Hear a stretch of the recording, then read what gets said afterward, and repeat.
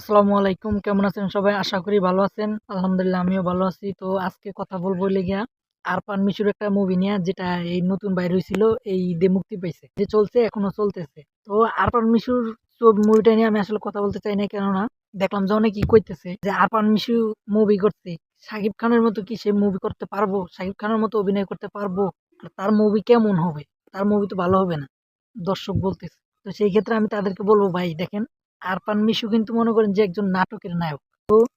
সে সিনেমাতে এখন মনে করেন যে নামছে, এটাই মনে করেন যে সবচেয়ে বড় কিছু। কেননা সে নাটক করে। কারণ নাটকের থেকে যদি একজন লোকে সিনেমায় যায়, এটাই মনে করেন যে সবচেয়ে বড় কথা। কেননা নাটক আর ওই লিগা সিনেমা অনেক পার্থক্য আছে। আর তাছাড়া তার সিনেমা ভালো হবে কেমনে? মনে করেন যে তার সিনেমা যে পরিচালক, তার সিনেমার যে পরিচালক, সে এই সিনেমাতে কত টাকা খরচ করছে?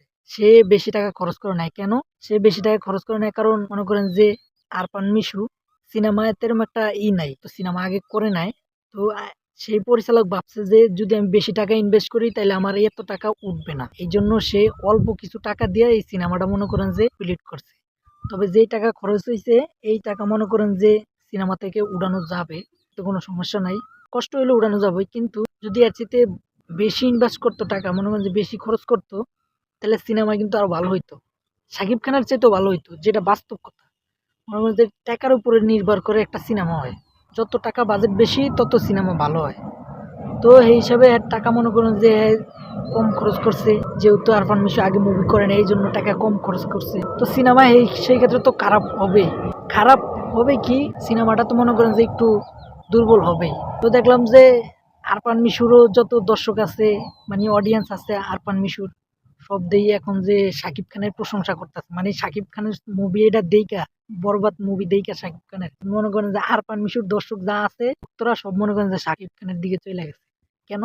শাকিব খানের মুভি এটা বলে ভালো হয়েছে, মানে বরবাদ মুভি বলে এত পরিমাণ ভালো হয়েছে, কি বলবো, মানে প্রশংসা করতে করতে ফাড়াইয়া লাইছে। পুরা নেট দুনিয়া তো গরম যে শাকিব খানে পুরো ফাড়াইয়া লাইছে, ফাড়াইয়া লাইছে, মানে কি আর বলবো। তা আমি সেই ক্ষেত্রে বলবো ভাই যে আরফান মিশু যে মুভিটা করছে, এটাও কিন্তু খারাপ না, ভালো মুভি। সে মনে করেন যে যেই টাকায়, অল্প কিছু টাকায় মনে করেন যে মুভিটা করা হয়েছে, বেশি টাকা ইনভেস্ট করা হয় নাই, এই জন্য মনে করেন যে মুভিটা একটু হয়েছে। আর তাছাড়াও আরফান মিশু তো মনে করেন যে প্রফেশনাল মুভি করে না, আগে সে নাটকের একজন নায়ক।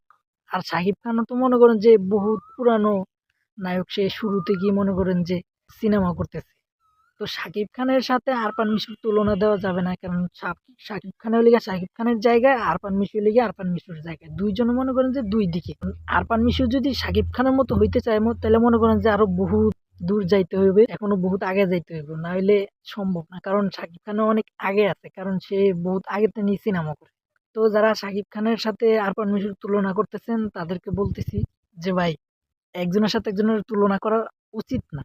যে যার জায়গা থেকে ভালো আছে, আপনি আপনার জায়গা থেকে ভালো আছেন, আমি আমার জায়গা থেকে ভালো আছি। আপনি মনে করেন যে আপনার জায়গা থেকে আপনি পারফেক্ট, আমি মনে করি যে আমি আমার জায়গা থেকে আমি পারফেক্ট, ঠিক আছে? তো তাদেরকে বলতেছি ভাই, একজনের সাথে একজনের তুলনা দিয়েন না।